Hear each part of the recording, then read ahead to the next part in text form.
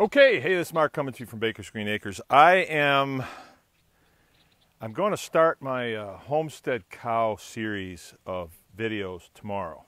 Today's Sunday, and I'm just fooling around here today, and we having some fun. Took a Jeep ride, doing some stuff, but I'm getting ready to do something else here. This is my calf pen. This is where I put my calves in here, and you can see, you know, I've got huts in here.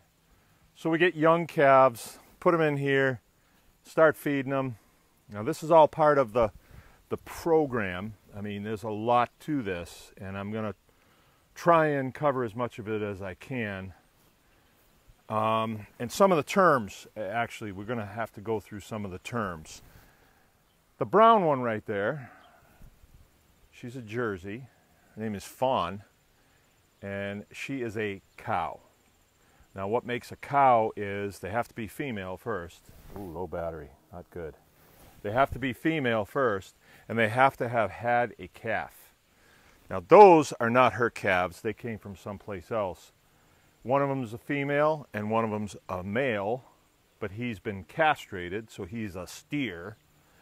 She is what would be known as a heifer, the female one. I'm not sure which is which. I mean, it's not like I don't know how to tell, but I can't tell from right here, and it doesn't matter. I think 90 is the female. 90 is the female, all right? She's a heifer.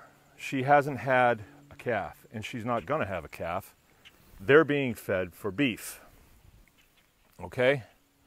So a cow has to be female and has to have had a calf, right? And sometimes they even call a cow that's had only one calf a first-year heifer, okay?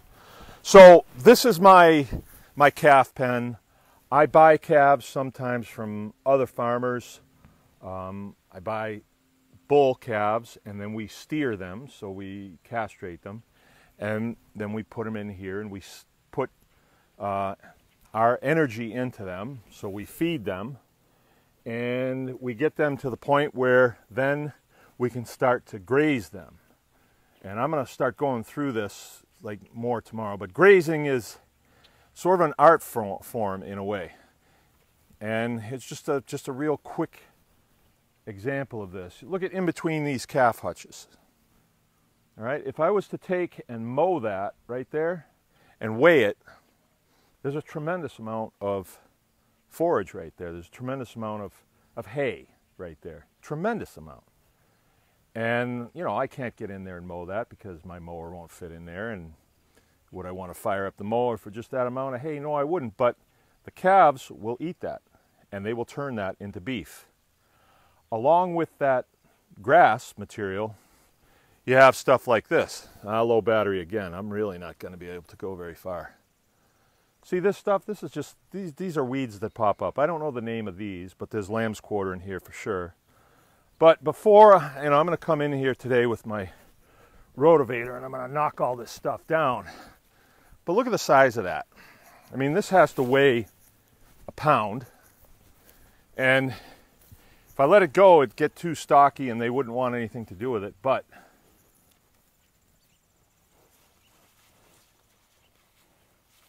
these are incredible machines. They turn stuff like that into beef. Incredible. So our farm is covered with stuff like that, and it's largely unusable to us, but with these animals, they will turn that into very high quality beef. As a matter of fact, these ones right here are half Angus, half Wagyu, so they're very, very high quality.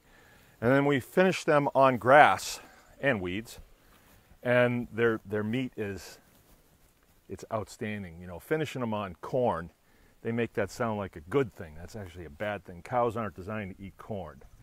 You know, a handful now and then is like Cheetos. It's like people aren't designed to eat Cheetos, but a handful now and then is not going to kill you. It's actually kind of fun. All right, well, I just wanted to show this because I'm going to turn all this down today, and there's some tremendous weeds in here. And we're going through right now. We're pulling them all up and throwing them in with them. This is their yard when I have to secure them. If I have to do something out in the other fields, I can run them up into here, close the gate. It's electrified, and we're going to talk about that a lot. And they're stuck. They can't go anywhere.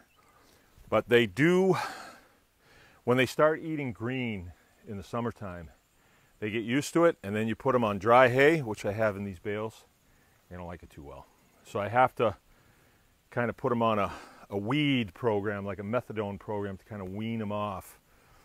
They'll be out in a couple of days, but for right now, they're just going to be on hay. Okay, I'll be coming back to this. Mark from Baker's Green Acres. Remember, anyone can farm.